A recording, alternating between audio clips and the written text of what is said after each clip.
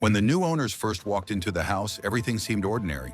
Freshly painted walls, polished wooden floors, and large windows that let sunlight spill into every corner. It was the kind of house people described as warm or welcoming. But what they did not realize was that this house had a habit, one that revealed itself only after someone truly moved in. On the very first night, subtle signs appeared. A light flickered in the hallway, even though no one had touched the switch. The heating system turned on by itself, gently warming the living room as if the house knew the night air had grown cold. These were not malfunctions. They were messages. The house had been standing for decades, quietly observing each family that passed through. It remembered laughter echoing through the halls, arguments whispered behind closed doors, and tears shed in silence. Over time, it learned something important. People rarely listen to one another, but they sometimes listen to their surroundings. And so, the house learned how to speak, without words. On the second day, the new owners noticed something strange. A door that had been closed was now slightly open, revealing a room they had barely explored. Inside, sunlight illuminated a forgotten corner, almost inviting them in. It was the house's way of saying, "Pay attention. There is more here than you think." As days passed, the messages became clearer. When the owners argued, the house responded with creaking floors and restless sounds, as if expressing discomfort.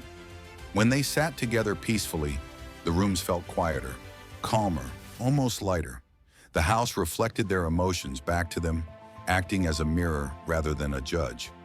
One morning, the owners found an old photograph tucked behind a cabinet, an image of a family that once lived there, smiling on the very same porch.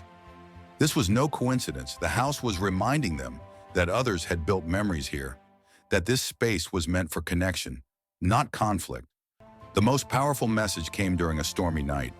Thunder shook the windows and the electricity went out. In the darkness, the house felt different, protective. The walls held the warmth, the roof blocked the rain, and the silence brought the family together in one room. Without distractions, they talked, truly talked. The house had stripped everything away to deliver a simple message. You are safe here. Be present. Over time, the new owners began to understand. This house did not send messages through fear or danger, but through experience. It taught them patience by forcing them to slow down. It taught them gratitude by reminding them of shelter during chaos. It taught them unity by reacting to division.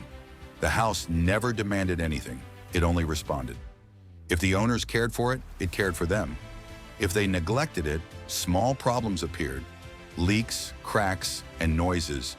Gentle warnings rather than punishments. The message was clear. What you give is what you receive. In the end, the new owners realized something profound. The house was not haunted. It was alive in the only way a house could be, through the lives within it.